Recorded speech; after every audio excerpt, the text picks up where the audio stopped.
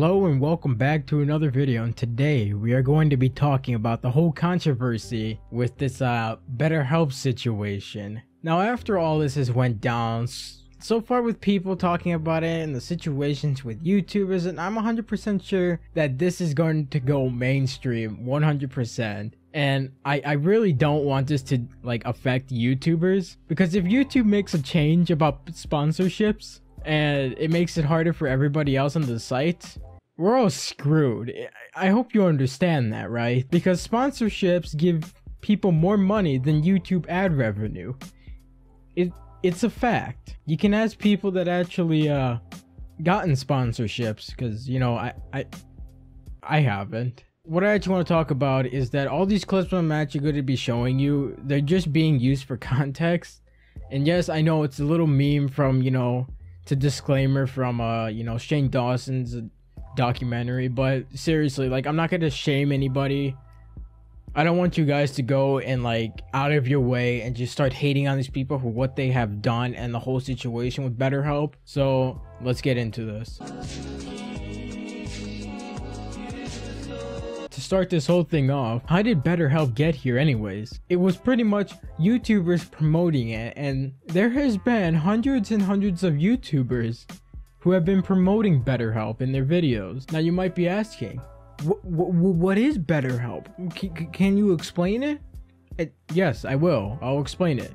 So in general, BetterHelp is just a cheap and affordable way to get private online counseling, and you get to talk with licensed professional therapists online. Now, I started hearing about BetterHelp from all these YouTubers making videos about the situation. I just need to address this bullshit before moving forward. I usually do not stop for every barking dog, but this has gotten to a situation that is just ridiculous. Also, in addition to the people that regularly watch this show, the people that are coming to this video just to shout that I'm a scammer and I should go kill myself and all the lovely things I've received over the weekend. To you, all I ask of you is for you to put your hate in a little box for a second, listen to me talk, and then feel how you feel afterwards. Now, people were coming out saying that they were signing up for the 7-day free trial, and all of a sudden their bank account got dinged for $200, and that the counselors really weren't that good, and in some cases the counselors didn't even show up to the scheduled counseling calls. But now that all of this has come out, that their terms of services are scary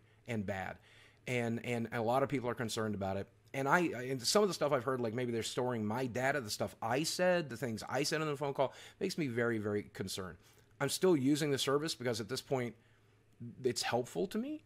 But that said, I can understand why other people would be concerned. I understand why other people would not want to use that service. And I want you to know, I no longer, after seeing the terms of services issues, I no longer feel safe promoting it. Now, what could be wrong with BetterHelp? You can get online therapy, which means you literally can just stay at home, not leave your house, and it just sounds like a miracle and something unheard of. Let me explain, alright? They want to produce more therapy to users, and literally they have about over 4 million users on BetterHelp. That's a lot of people. There's a big part of this whole situation where people started to look into their TOS, which is their terms of service, and this is what they have to say. Confirm and acknowledge that you are aware of the fact of the counselor service are not completely suitable for a face-to-face examination and or session by a licensed qualified professional. So they're just basically saying that this is a cheap way and a part of therapy. Another big section of this whole BetterHelp situation is how much you are paying. So BetterHelp has different subscriptions that you can pay for. There is $80, $64, $45, and $35. And once you have a free trial, and then once that expires, whatever subscription you choose, after the trial, you get charged from your bank account, immediately. So we're gonna look at the most popular one, which you will get charged $260 every month after the free trial. Also, if you try and cancel your subscription, you will still be charged with the amount that you paid for. So the most popular one, for an example, you will get charged $260. Now, BetterHelp states that you can cancel it any time you would like, but you still get charged the same amount, at full price that you pay for. For an example, again, the $260 one. For any of you who are watching the video and you guys have paid for a subscription and you have canceled and you lost money, I really highly suggest that you go and reach out to BetterHelp to get your money back. I'm pretty sure they will do it, because if they don't, that's breaking the law. Like, I'm pretty sure that's not fucking right if they go ahead and steal your money after you canceled an order. Like, that's fraud. Also, BetterHelp talks about that they will help you find an online therapist, and you have to like answer some of these like questions somehow wherever they're on their page. But if we look at their terms of service, we cannot assess whether the use of the counselor service or the platform is right and suitable for your needs. Now, what does that even mean? Well, it means that they don't take responsibility for anything, plain and simple. Well, this can all lead to people who are using BetterHelp to have a bad experience. Now I'm actually going to touch on the reviews, and there's been a video that Philip DeFranco has made about the whole situation, because there's been a lot, and I mean a lot of controversy with him, because everybody's just saying, you're the scam, you're telling people to support BetterHelp, and you're clearly supporting BetterHelp with this whole situation, so you're the victim. It's all your fault. So I'm going to show a clip of what he said about the reviews about BetterHelp. And of course, like with any service, there are going to be bad reviews. In some pockets of the internet, there could just be overwhelmingly bad reviews. But if you search, and I searched again this morning, if you search BetterHelp reviews, first one that pops up has 287 reviews, 4.2 rating. eCounseling.com, 90 reviews, 3.9 rating. Trustpilot, 7.3. Additionally, on the Better Business Bureau website, it has a customer rating of 4.4 stars, and it actually has a Better Business Bureau rating of A+. Now, I would agree with Philip DeFranco where, yes, there will be bad reviews, but there's always bad reviews for every company, store, or anything. But what Philip DeFranco said about the reviews are mostly positive, which means the people that have used BetterHelp had good therapists to talk to about their feelings, and like, they had a good experience. It just doesn't mean that BetterHelp is a good service to have. Like I said before, BetterHelp does not take responsibility for their counselors, which is wrong. And they should actually take responsibility for their counselors, because they are working for them. They are applying for their job as a counselor to help others. Now, there's a part in PewDiePie's video that he actually was talking about BetterHelp and his statement in the terms of service. And I can't really talk about it because the thing is, I would have gotten a screenshot of it, but they deleted it. So PewDiePie actually got a section of it, and I'm going to show that video. It just came to my attention that I missed a portion of the terms of service. This one is deeply concerning. And guess why I missed it? They deleted it just a few days ago. How convenient. This one says that they don't guarantee the verification of the skills, degrees, qualifications, certification, credentials, competence, or background of any counselor. With BetterHelp, you'll be talking to professionals. Just beware that it's your responsibility to determine whether they are or not. It's your responsibility to determine whether they have any degree or qualification or certification or all these things. Another part of the terms of service is that they are able to sell your data, which is very concerning, because what they say here is that we may share information that does not include any person information with third parties for any purpose, including but not limited to industry analysts, research, business transactions, and public relation. I don't think this is right to sell mental health related information to third-party companies. These should always stay private.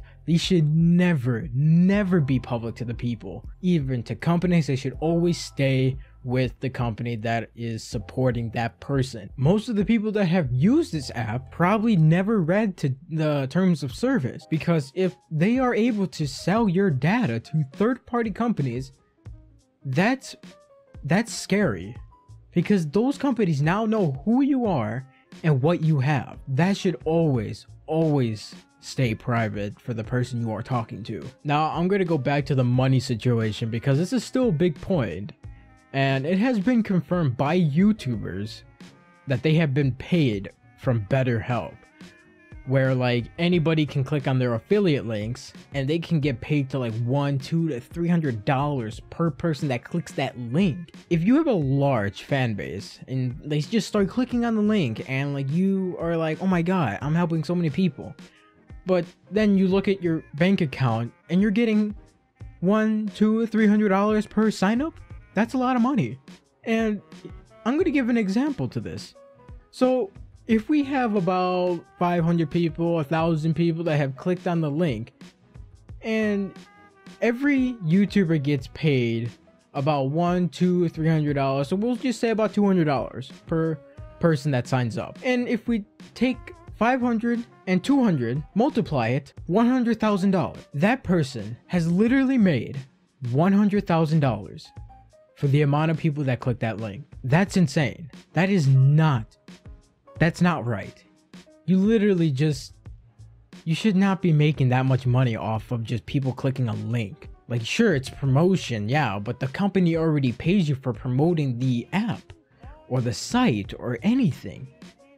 But making people pay so much money out of like their bank account right when they sign up, and they give you like half the money to your bank account, that's a little scummy right there. Like, I don't think that's right. And I think that some people are abusing this because they know it's going to make them money.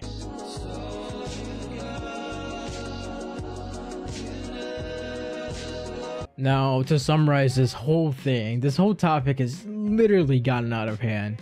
And what BetterHelp needs to do is just do a whole background check of all the counselors, because seriously, this is so serious. Like, you cannot just have random people just sign up to the site and just say, oh, I'm a counselor, I can help people, but they have no knowledge of doing it, no degree, no nothing, absolutely anything. And they even said in their terms of service, if I can get a picture of it, I hope they didn't delete it, but they also said it's their responsibility. It's their responsibility. The client's responsibility, not the counselor's responsibility, the client's responsibility. How the hell are you supposed to know if they have a degree or certification or knowledge to help people? You don't. Now, like I said before, I hope YouTube does not do anything stupid with sponsorships and channels, because that will ruin a lot of people getting money. Because that will make people just suffer, because they know that sponsorships give more money than what YouTube ad revenue is doing right now. Let's wrap this whole thing up. I'm done talking about this whole controversy. And if you guys are new to the channel, please leave a like and subscribe to the channel. And you know, check out all my social media links down in the description below. I have a Twitter, a Discord, Instagram, my subreddit, anything else. And yeah, I hope you guys all have a fantastic day, and I'll see you guys in the next one. Goodbye.